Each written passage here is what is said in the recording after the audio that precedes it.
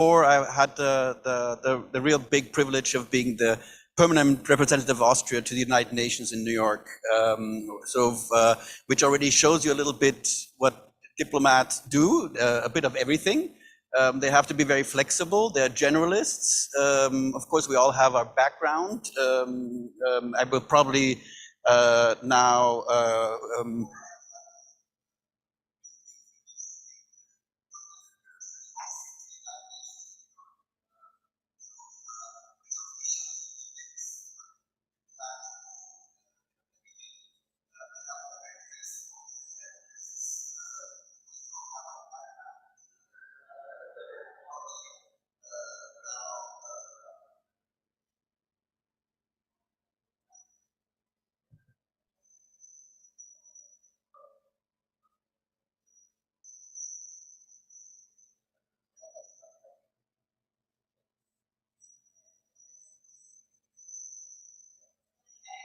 si ripete.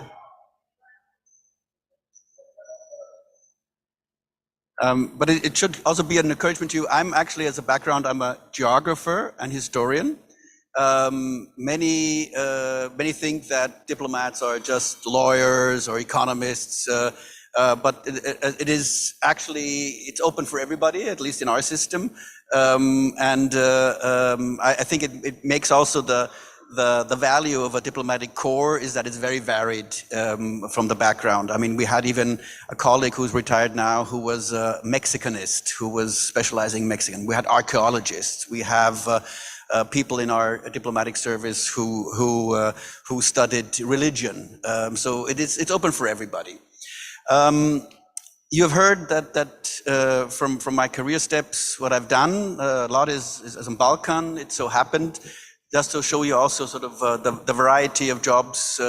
If you think of diplomats, you think we're sipping champagne and doing small talk. So my post in at that time, Federal Republic of Yugoslavia, working on Kosovo, is what I would call a laptop diplomat. So I was traveling there with a car, a laptop, and at that time, a cell phone, Nokia was state of the art, and with infrared, I could send my reports ciphered back home. And I was a diplomat who went into the field. It's not very often you have this chance to do that. So I met rebel leaders in the field, which happens sometimes. And some countries are more into this mediation efforts. Let's take countries like Norway, who are really at the forefront trying to mediate in conflicts. In my case, it was just happened to be Kosovo, where I was. That was most interesting. Well, what does a diplomat do? This is also a question I often get. There is no easy answer. We do a lot of different things. The short answer is we represent our countries in other countries. We're the go-between, or to other organizations like the UN. And we try to communicate about our countries, to facilitate exchanges, visits, high-level visits, facilitate also exchanges, whether they are economic, cultural, human, what have you. Of course, there's also the function of taking care of your own citizens, which is the consular function. Whether there are people incarcerated, whether they're in trouble, whether they are involved in an accident and things like that. It's more the profane side of our work, but this is also an important one, and also important to show the practical value also to your own citizens, because they pay you and they say, okay, what do I get out of sending this guy into beautiful Rome? They want to see something concrete. Which country do I represent? Austria. Many of you may know. Not everybody does. I can tell you out of experience. So one of the explications I often have to do is there are no kangaroos in Austria, because we get confused with Australia quite a bit. And this happened also at the UN. It's often not just a slip of a tongue, because and we sit next to Australia also in the UN, and we have to smile at each other every time when somebody makes this kind of mistake. So I represent a rather small country, so it is also important to get this country known and its positions known. We are a country of 9 million people. In the UN, there's a club, informal club. Everything is very informal there, of the small countries. We call it FOSS, the Forum of Small States. The threshold is 10 million, so we're just under it still. But in the national community, we have countries which have 200,000 people. That's their population, and we work in the UN with everybody same way. But still, as a small country, or a smaller country in comparison, you have to make it yourself more known a bit than other countries. I mean, everybody knows Italy, everybody knows the US, everybody knows Germany. Worldwide, Austria not so much. So what is Austria? Austria is a member of the European Union. This didn't come naturally, because Austria, after the Second World War, was, like Germany, occupied by the Allied forces and divided into 4 zones, like Germany. But Austria was lucky enough, in a historical window of opportunity, which means the death of Stalin in '53, and before also the Western Germany joining NATO, that we were able, in a, if you want, a political deal, to regain our full sovereignty and territorial integrity, with the Red Army willing to retreat. I think it's the only one place in Europe where they did, until '89, of course. And in exchange for declaring ourselves militarily neutral. And it is not part of an international treaty, but it was, if you like, a political deal. If you give us our state treaty and our sovereignty, we will unilaterally declare ourselves as military neutral. Why do I mention it? Because that distinguishes us a bit from most of the EU member states. We're not member of NATO, and it also defines a bit our part of our foreign policy. Neutrality served us well. We were also a country which was able, because of this positive historical experience, to deal quite well with the Soviet Union. And therefore, you would have found also in Austria a rather sympathetic audience to Russia. And I would call it at least naivete of what Russia's regime under Putin was about. We were blindly walking also into an economic dependency. 80% of our natural gas did come from Russia before the Ukraine conflict. But at the same time, mentioning that we're military, why I always say military neutral, doesn't make us politically neutral. And this is best exemplified in on the Ukraine conflict.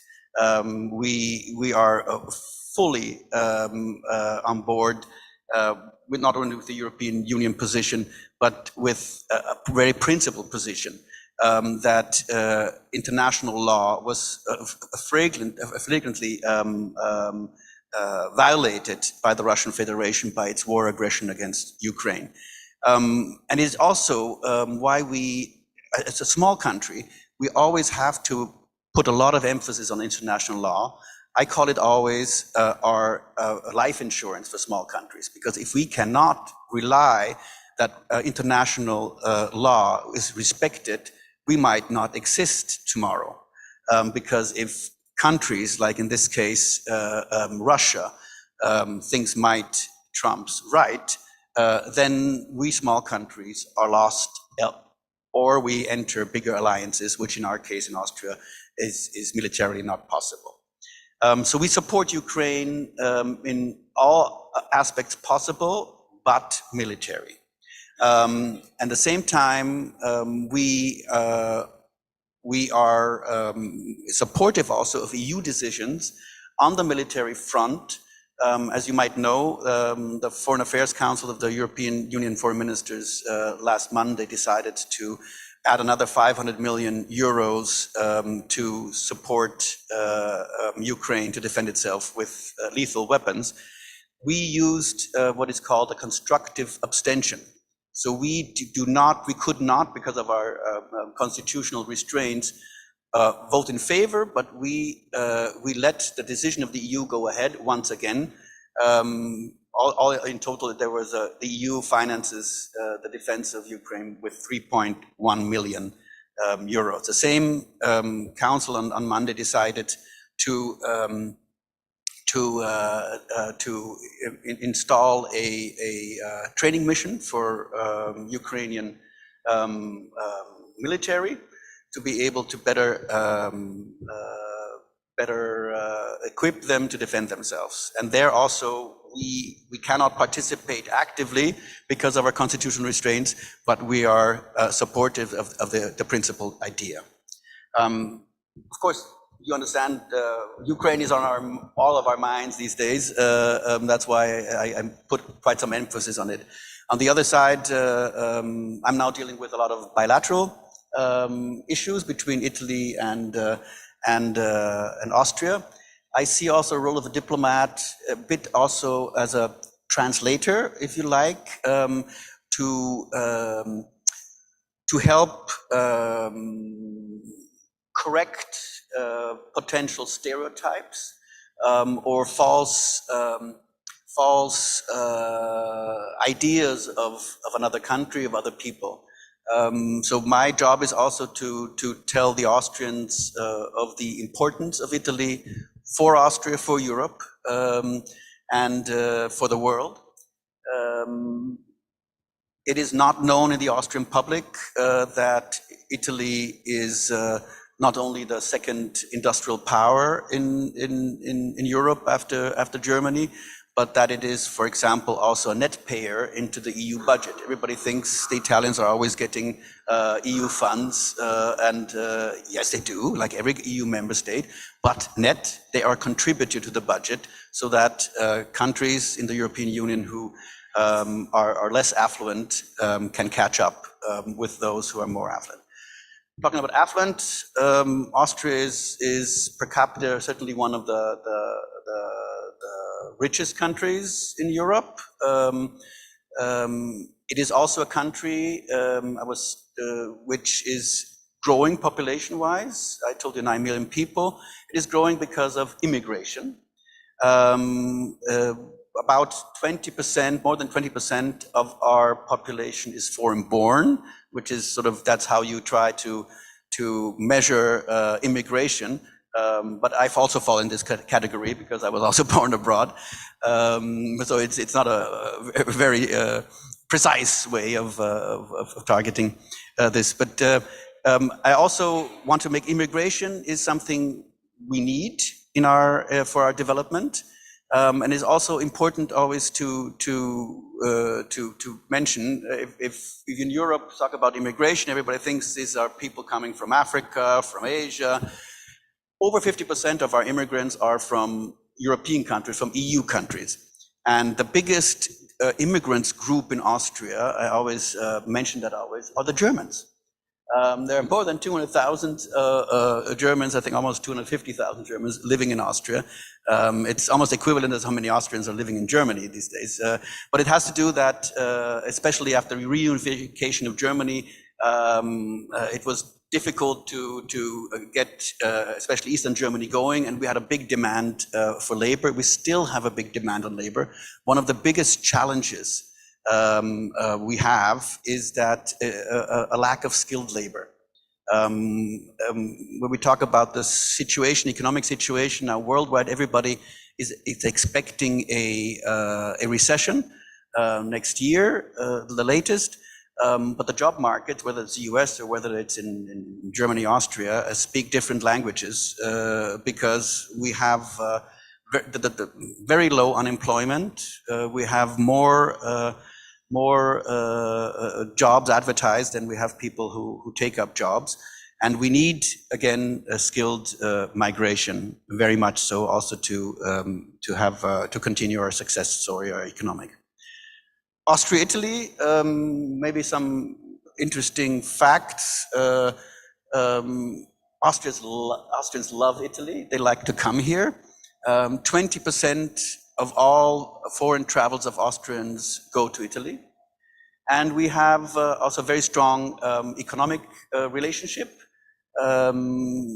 Italy is for Austria, not vice versa, because we're smaller.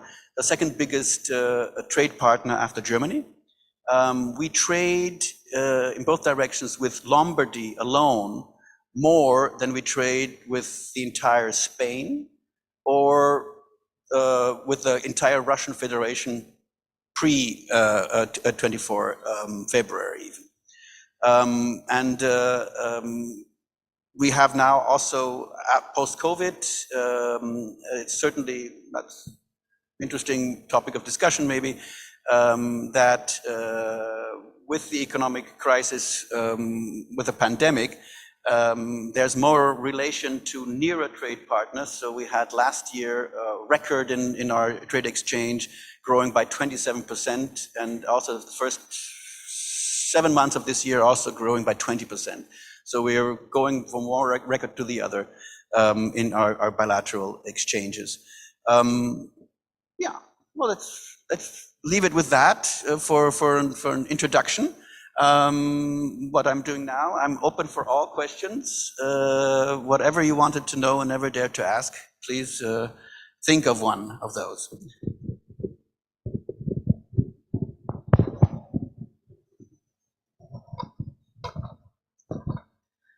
Good morning, Your Excellency. I'm Fabiana Neiva, GG2 student, Global Governance of the second year.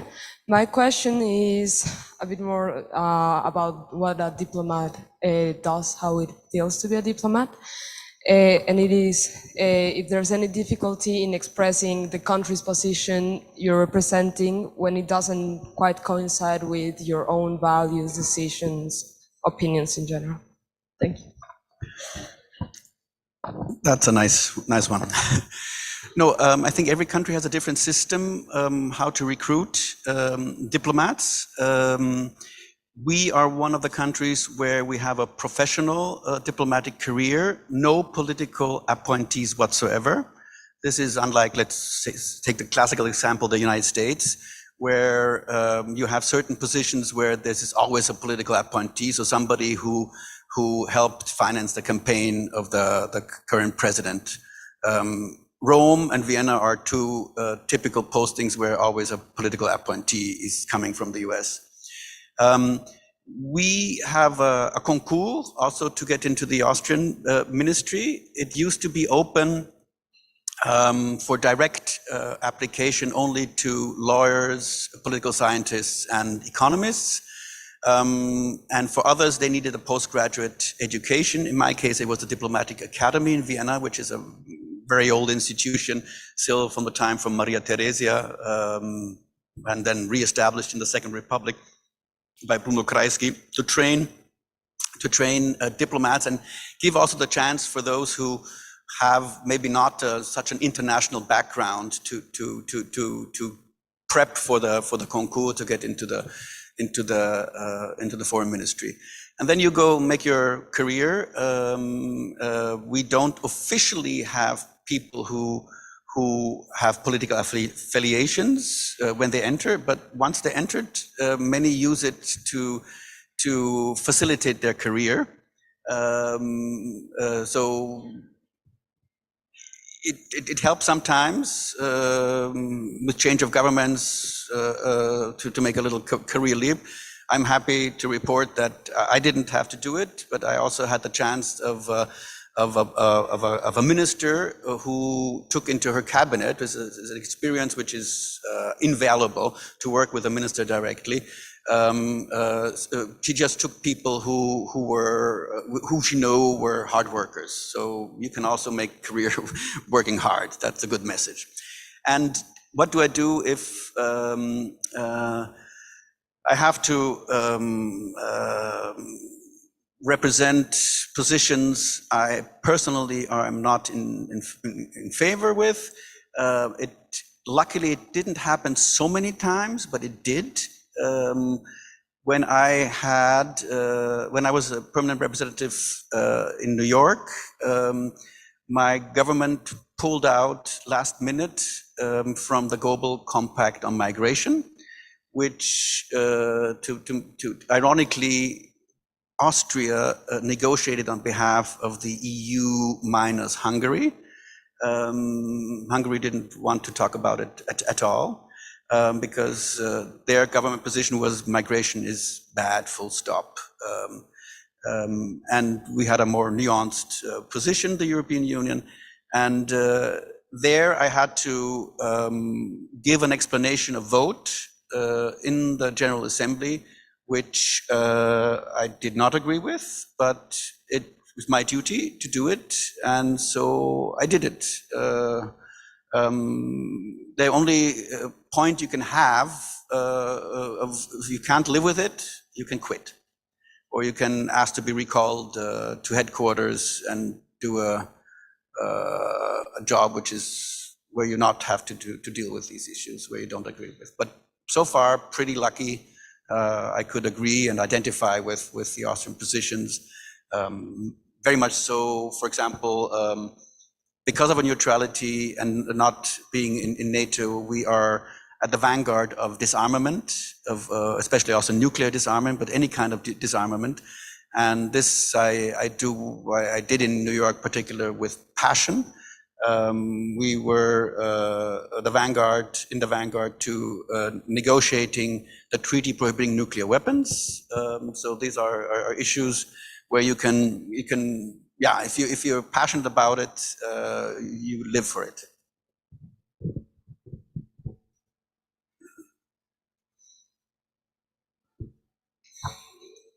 Good morning, I'm Alice at GG2 of Global Governance, and I wanted to ask, being an ambassador and a diplomat, you represent your country, so your government, but also your whole population.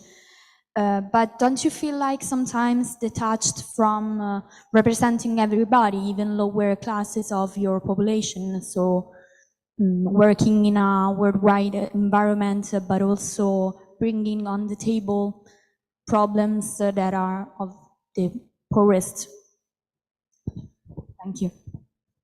No, of course, detachment is for representative always a challenge, not only for diplomats, politicians the same. And we have a double challenge because we're living abroad and sort of a double detached. So it's for us very important not only to follow what's going on in your home country or your host country, but also in your home country, and trying to get home as often as possible. You represent, in the first place as a diplomat, a government. You can't represent every citizen of your country because we have 9 million people, we have 9 million opinions. But of course, there is the challenge, but it is less for us as diplomats to express this than for governments, that they represent the whole of the country and every citizen. But the question of representing the poorest, being in the UN, you deal a lot with inclusion. You deal a lot with the new poverty and the growing gap between the super rich worldwide, but also in our own countries, and the less fortunate. I think this is a challenge of our times. We have seen also in the pandemic how this gap has widened drastically.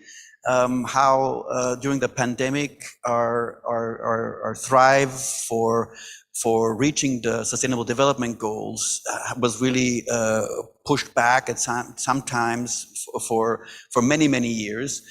So that we have to really redouble our effort to work on the promise of leaving no one behind, and that leaving no one behind is on the global level, but is also within our own societies, that we don't leave anybody behind.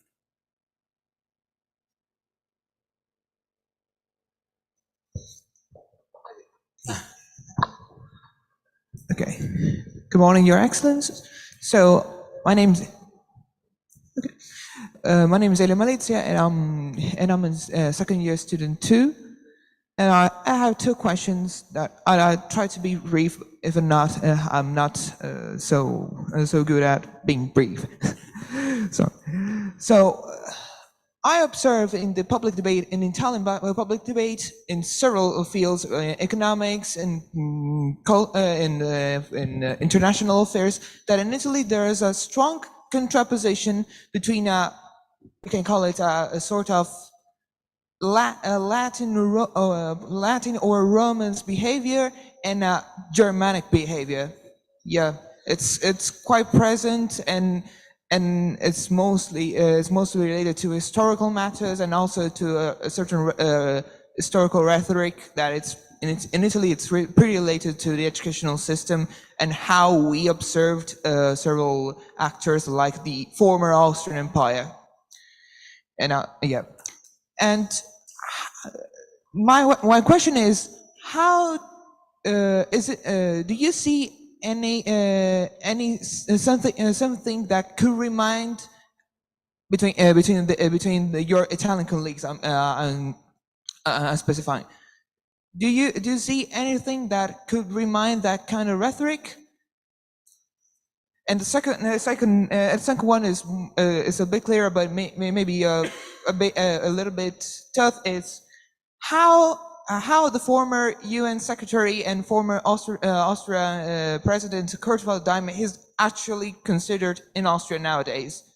It's because I know he is considered still as a controversial historical figure for even for several reasons. Thank you. So that's my point. Okay, I mean, with my Italian colleagues, I love to work.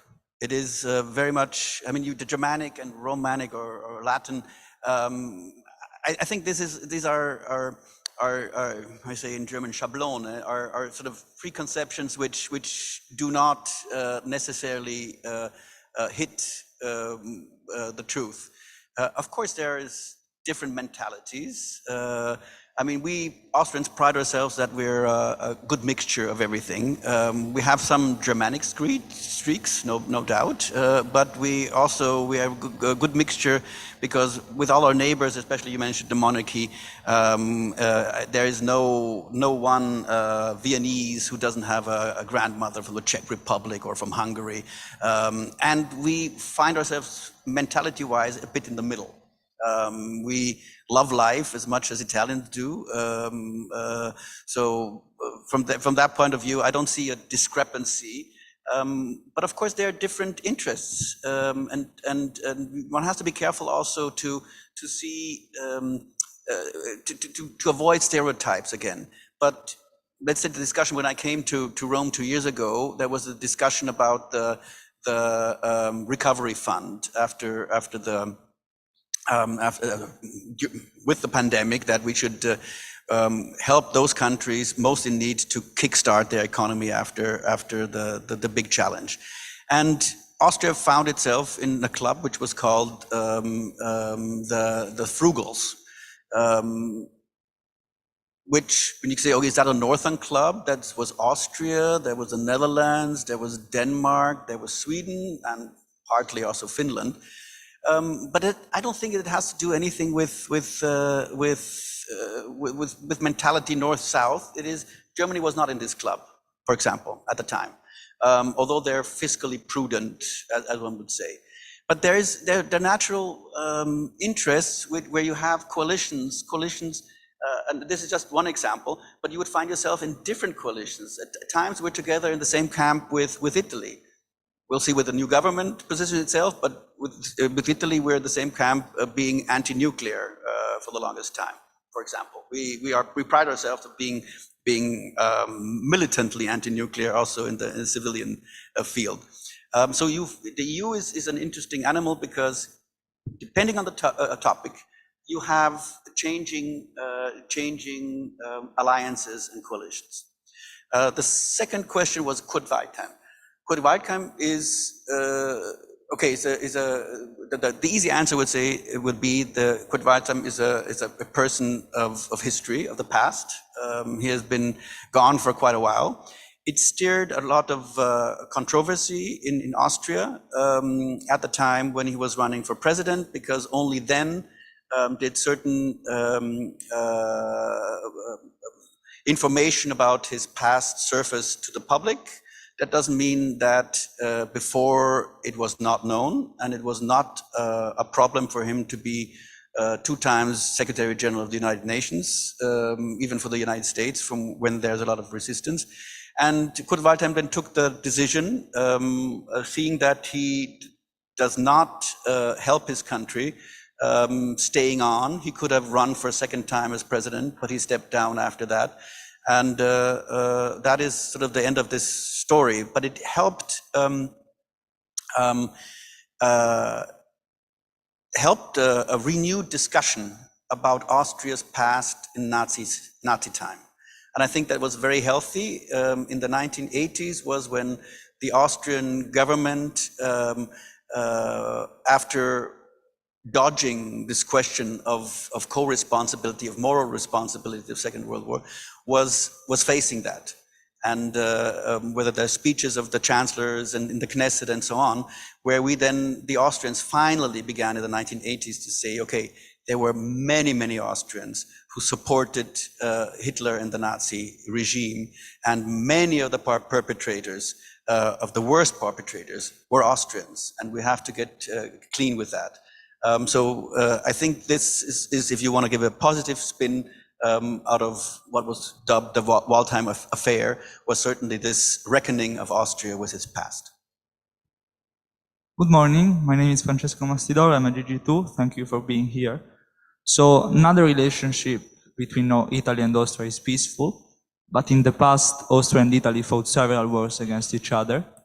Obviously one of the most significant ones is the First World War. Austria at that time was not Austria, but it was the Hungarian-Austrian Empire. And during that war, Italy managed to conquer some regions that now are part of Italy, like Trentino-Alto Adige. And the population of those regions, especially during fascism, were violently forced to become Italians from a cultural point of view. And I went to Trentino several times, and it's still tangible, the resentment of the population of these regions that consider themselves as Austrian against the Italian people, not Italian people, against Italy, and especially what the Italian government did in the past. So there are a lot of tensions still between these regions and Italy. These regions now have some autonomy in Italy from an administrative point of view. How does Austria relate to these tensions? Thank you. No, thank you. This is one of the potential friction points between Italy and Austria, and yet we rather like to see it as a bridging possibility. Yes, the Südtirolians went through a very, very difficult time, fascism. If you are denied to speak your mother tongue in public, if you're denied to learn in school in your mother tongue, of course you feel alienated by the country which pretends to be your home. And therefore we should also, I say this very openly, therefore we also have to understanding for the Südtirolians that they are a bit wary of the incoming Italian government, how it will position itself because of the heritage attributed to it. Do the Südtirolians feel Austrians? I don't think so. I think the Südtirolians especially feel Südtirolian, and they are, in the end of the day, with what we were able on the bilateral level to negotiate between Vienna and Rome, they're pretty well off. They're now these days one of the richest regions in Europe. They are really doing well. They have an autonomy which they would not have had had they stayed part of Austria, because then they would be under the auspices of Innsbruck in the northern Tyrol, which is still part of Austria. So I think we should look at is not from the negative challenges, but what we achieved. We have achieved a model how a minority issue could be solved in Europe. And I think it's really a model which, of course, you cannot copy it, but you can take inspiration from it. We were celebrating this year two anniversaries. One was the second package of autonomy, the second autonomy package, and the end of the end of the official. Austria brought it up in the United Nations, the issue of Südtirol. And in 1992, we declared, with the second autonomy package being implemented, that there is no conflict between Italy and Austria anymore. So we have reason to celebrate. I think we have reason to see it positively, and I don't see it as a source of friction, unless certain circles want to ignite it again, and I'm meaning nationalist circles on both sides.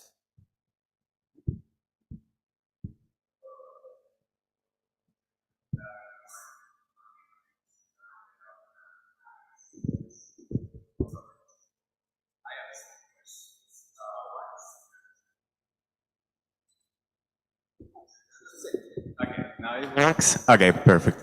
So I have some questions. The first one is kind of similar to Francesco's ones, because I wanted to ask, how was the diplomatic reactions of Italy and Austrians to the former Austrian Prime Minister Kurz when he said that South Tyrolese people will have the Austrian citizenship, and also about the fact that South Tyrolese people are still having Austrian passports, if I'm not wrong.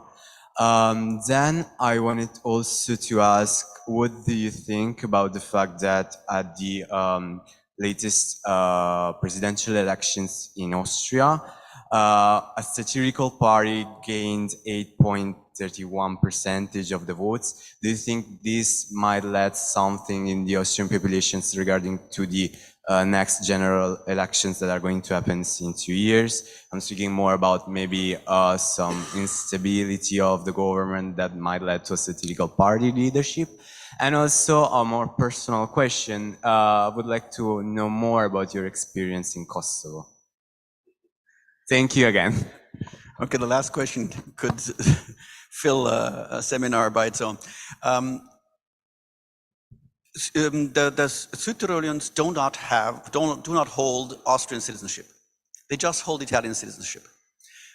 It was in the government program of the first Kurz government, when he was in coalition with the FPÖ, which is considered the far-right party in Austria, where there was put into the government program, and that immediately stirred some frictions between Italy and Austria. It was never implemented. Then there was a change of government of Kurz, switched then coalition partners. So after the election, so now there's a government with the Greens, and this is no longer part of the government program. So as long as, that's what I was saying, so long as it is not exploited by certain groups, there is no friction with Südtirol.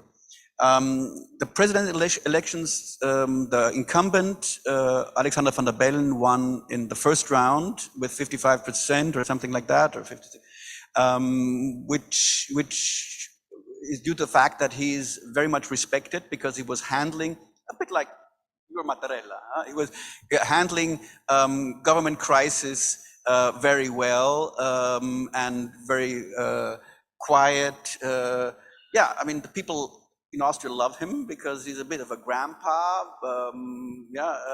but speaking softly and very wisely. Sometimes people are joking that We may have abolished the monarchy in 1919 and became a republic, but we still like such figures like Franz Josef on the top. But I think that's exaggerated.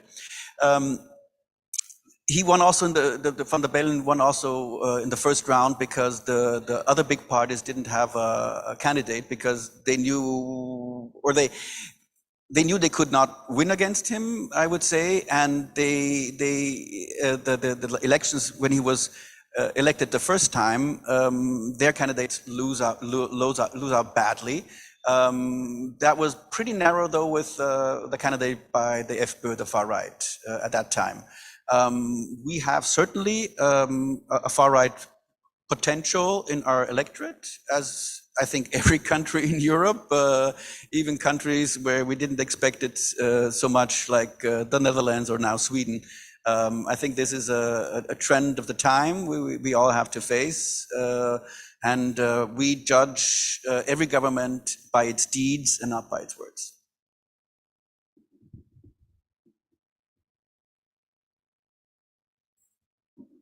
Good morning. So I wanted to ask you, as someone who has worked with the UN, have you ever felt like the UN should have acted differently in certain situations? And if you think that there are certain elements and certain aspects that the UN should change in order to achieve its objectives better? Thank you. Okay, there's an important point to make. We compare the UN often as Europeans a little bit with the EU. The EU has a supranationality. It has an independent organization, European Commission. The UN doesn't have that. The UN is just the sum of its member states. So the UN is only as good as the member states want it to be. It is exemplified especially in the Security Council, where we have 5 permanent vetoes powers. So they can do whatever they want and make then what it says the UN look bad. But it is not the UN. It is actually the member states who make it that way. And the same in the General Assembly. I mean, there's one country, one vote, but you still need to have a majority. So I'm very cautious saying the UN should do this, the UN should do that. The UN Secretary General has a moral authority, but not more. He has no army to command. He has no government. The peacekeeping troops are those the governments are willing to place under the UN flag. And often in areas, conflict areas, the commanders of the national contingents listen more to their capitals than to New York what to do. So I am one who always tries to defend the UN against unwarranted criticism. Of course, there is things you can criticize, but the general gist is the UN is an organization. If it wouldn't exist, we had to invent it. It is something where the people who are working for the UN are motivated. They really want to do something good for the world, and I think that's is just hampered by us member states of the UN not letting it do its job.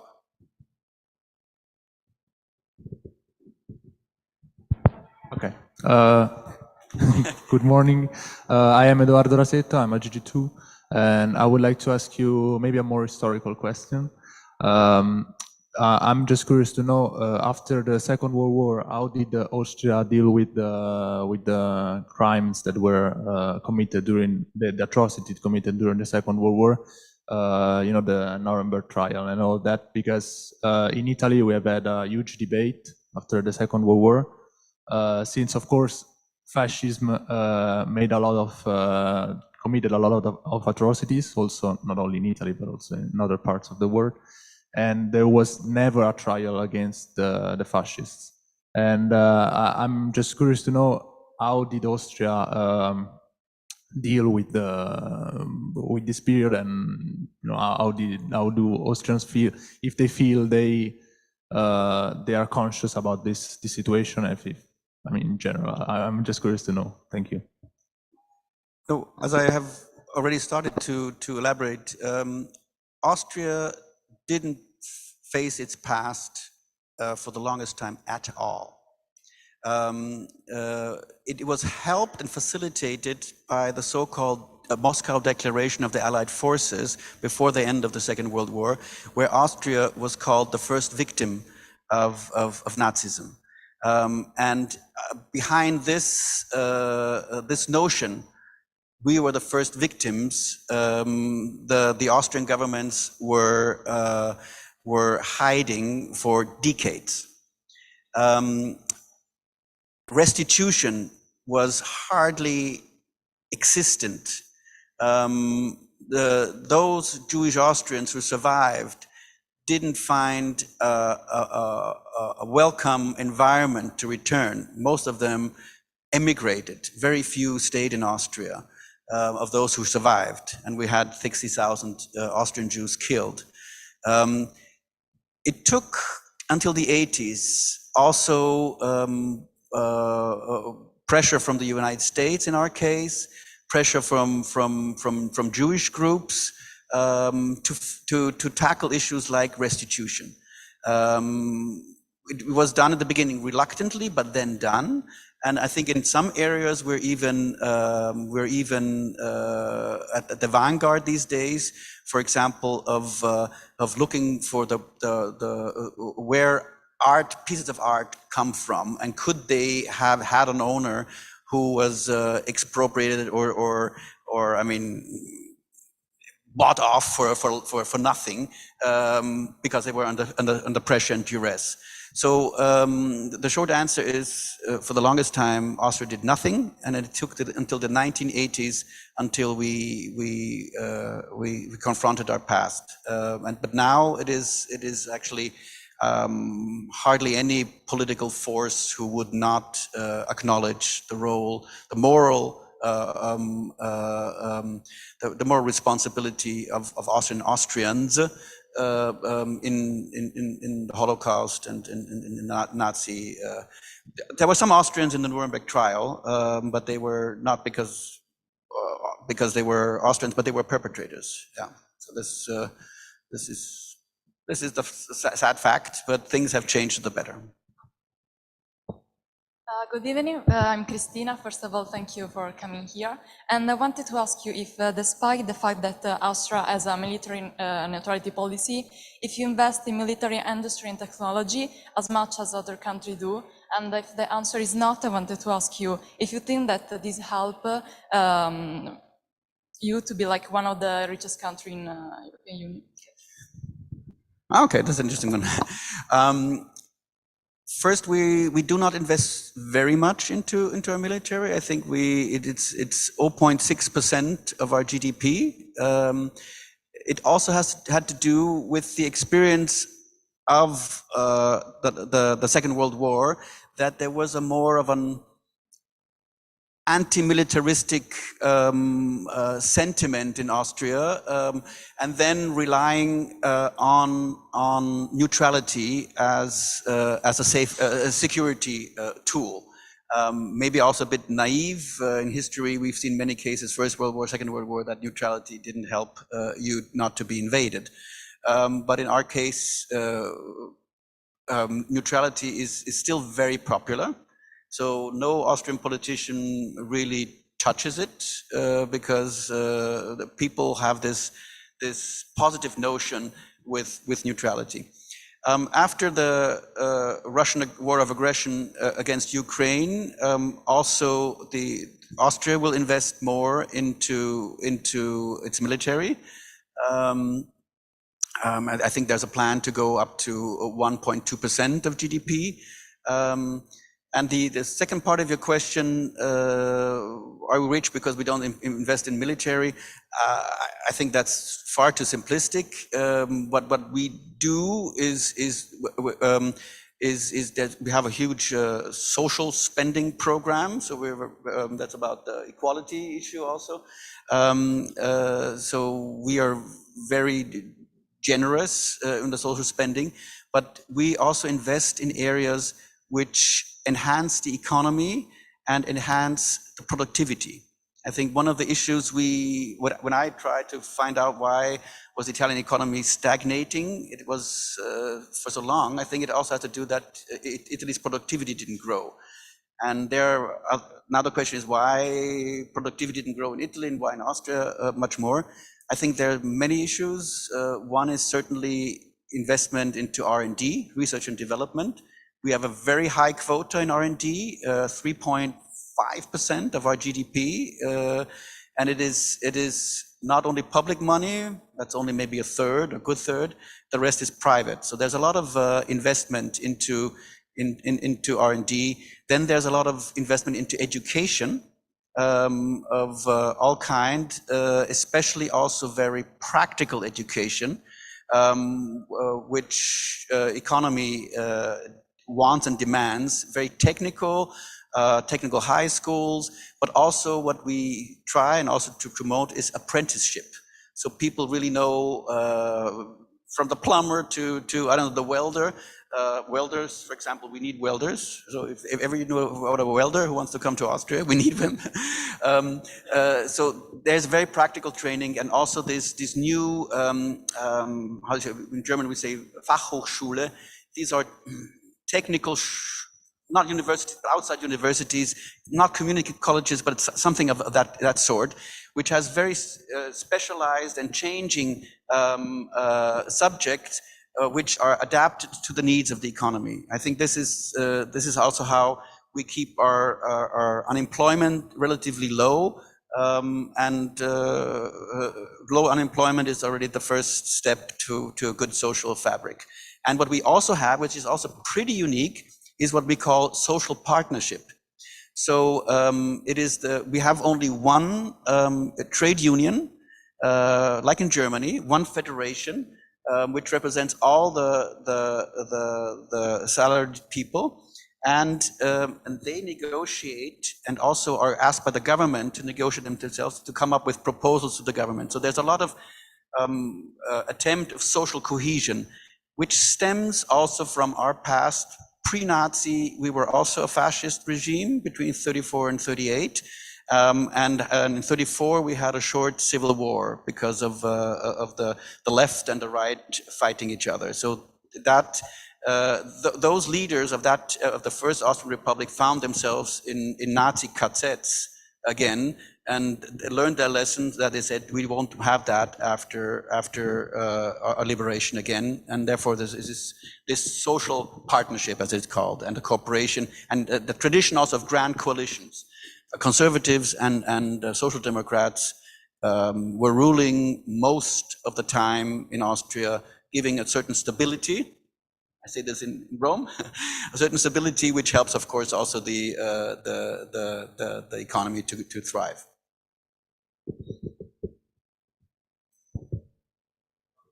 Your Excellency, I'm Damiano Trovato. I'm a second-year student from Global Governance, and I have two questions.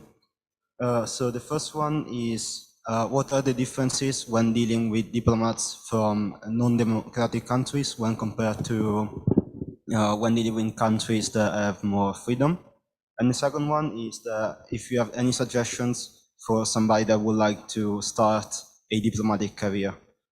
Thank you. Yeah, the thing is, as a diplomat, you have to work with everybody. I mean, I didn't answer the Kosovo question, but you talk there with people who you suspect, or maybe or not, could also be war criminals. So that is not, you don't have the choice as a diplomat. Who are your interlocutors? But it will be then, you will not be so cordial with some, but correct. I think now the policy is we will not invite our Russian and Belarusian colleagues to social events, but should I run into him, I will certainly not ignore him. And the same is also with non-democratic country representatives. You have to deal with them, especially in the UN. I think the only colleague who made himself rare in New York was the North Korean, but all the others you would meet because you will also discuss things, and you would even find with those countries things in common. For for being a diplomat, I think what I think you should bring with you is, I always tell Austrians who ask me, curiosity. Curiosity, being interested in other people, other countries, interested in what are their problems, where do they come from. You have to have an ability to listen, because you have to understand where they're coming from. Then it's always good to have international exposure. It's always good to have knowledge of languages. It gets tiring in the long career, I can tell you. I'm still struggling with my Italian after having learned so many languages before. But this is something. You have to be social. You should have to be able, because to interact with people. That's my 5 cents for diplomat. Okay, we're running out of time. Do you have time for one last question? Okay, hello. How would you frame the emergence of communism in Graz? The emergence of communism in? Graz. In Graz. That's a very interesting, just for the background for everybody. We have a mayor in Graz who hails from the Communist Party of Austria, which hardly exists anywhere else in Austria anymore. She's very popular, the mayor, because she is hands down, very practical and not ideological. And so the people vote for her, not because they are communists. It's like far-right parties. Not all people who voted for far-right parties in any country, I'm not specifying which, are fascists. So I think this is important to keep in mind. And for those who are not happy with a communist mayor, they should offer a good counter proposal and a good candidate, which will be elected next time. So very democratic, very relaxed about it.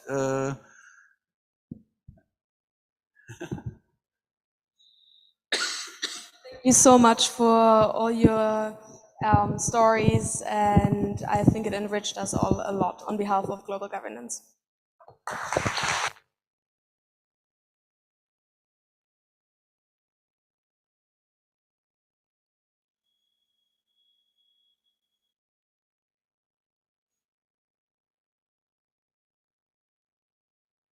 Thank you, and also for the questions, and also keep up the curiosity for in your future endeavors and studies.